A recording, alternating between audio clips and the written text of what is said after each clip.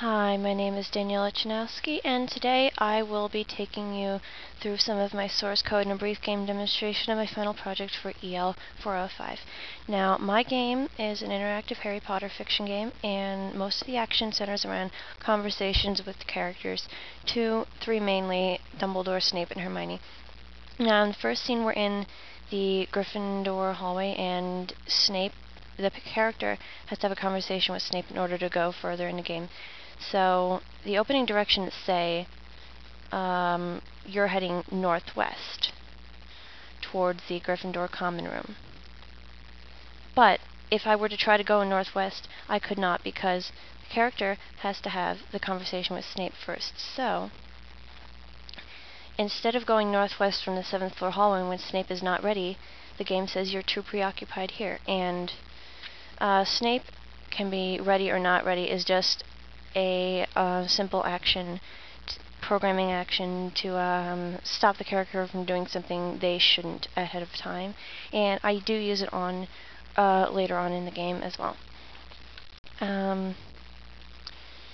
Snape is ready once the character has a conversation with him. There are 5 main conversations you can have with Snape to get to one point. One is when you ask Snape about his hair, you ask him about the cut on his forehead. One happens when you take the Marauders map out, because there's a clue inside the description of the Marauders map, and it insults him. You come up with an excuse, and after you are done with the conversation, you'll see now Snape is in the dungeons, semicolon, now Snape is ready, semicolon. Now the game is ready to go on, and here is the next paragraph to go on to the next scene in the game is wait for any key, say, quotation marks, and the concluding paragraph for that particular scene. And wait for any key just means that you just hit any key to further the game, because I couldn't really think of an action, because I didn't want to have a pointless action just so the character could find out his own thoughts. So I'm just going to put wait for any key, and I use that in the final scene as well when Harry uncovers memories. In that concluding paragraph, it says to discuss what you have just found out about Snape with Ron and Hermione. And that is over here in this scene. You have to tell Hermione what you just saw and ask Hermione about Snape. If you ask Hermione about Snape before you tell her about Snape, she's not going to have anything to say, because Hermione's not ready at that point. After Hermione is ready and told, then the game is ready to go on to the next scene.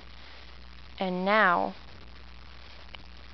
after at this point when Hermione has been asked, the player is prepared to go to Snape's office, which is the next scene. And then the description of the 7th floor hallway will change again. It changes every time you have to go outside to go to another room. And there is now a key there, which is going to open something in Snape's office. And in Snape's office, there is a drawer. The desk drawer is a locked, openable container, and it holds a vial, which is going to trigger the last scene in the game. But it will be pointless for the player to go to Dumbledore's office without the vial, because they need the vial to put in the pensieve. So instead of going west from Snape's office, when a player does not carry the vial, say, you're not finished there yet, you're not going to be able to leave unless you take that vial. Then at that point, you will be allowed access to Dumbledore's office, which is south of Snape's office. But you have to go back out into the 7th floor hallway, and a description of the 7th floor hallway will change again to tell you where Dumbledore's office is. A Phoenix song will open the cabinet that the pensieve is in, which you will have to take and then put the vial in. But in order for the character to interact with Fawkes, he has to be in a room, even though he's technically in the room for the coder's sake, but for the player's sake, he's not. You're not going to be able to see him until the description says he flies in, even though, according to the source code and according to Inform7, he's been there the entire time. So after the glass cabinet is a locked, openable container as well. So it's opened by the player saying, "Please, Fox," or "Please." And since there are already rules for asking in Inform7, I had to create a new action, and I called it petitioning. So I said, "Understand please" as petitioning. So I can create my own rules because I just created this command. And after that paragraph, I put a semicolon, and now the glass cabinet is open, semicolon. Now the glass cabinet is unlocked.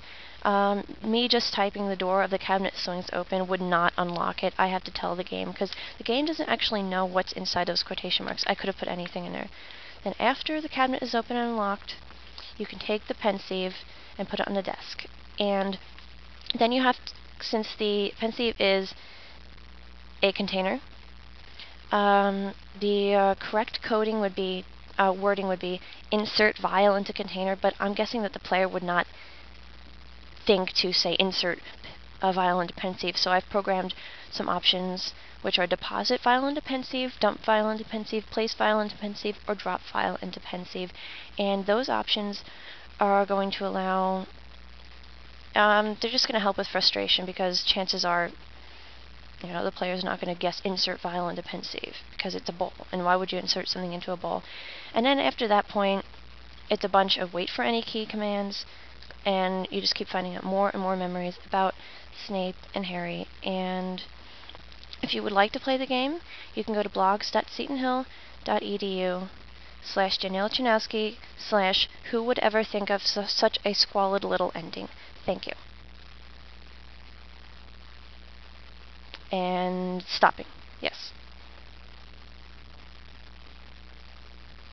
Yes. Stopping